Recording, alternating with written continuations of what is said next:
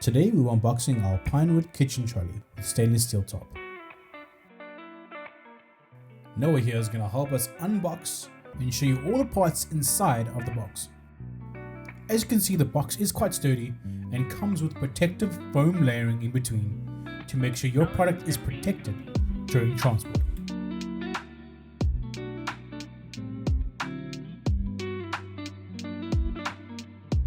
Now time for a parts overview. There are 89 parts inside of the box. This includes an Allen key and some screws to build your DIY trolley. You will later need a screwdriver to assemble the drawers.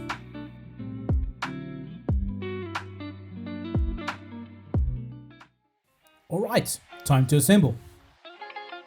Let's start off with each side. Simply slide in each of the trolley feet into B or D. No screws or anything needed. From here, you'll do the middle section. Here you'll need some screws, and these come with the packaging.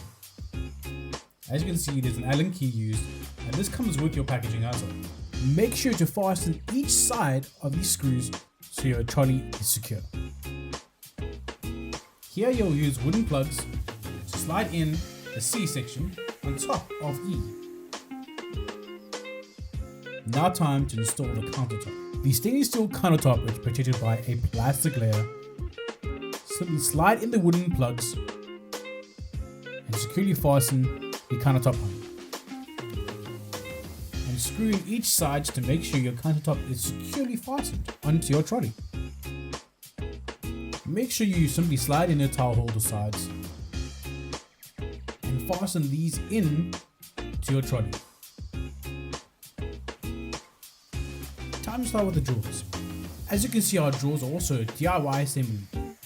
All you need is a screwdriver, and the screws are provided inside the packaging itself.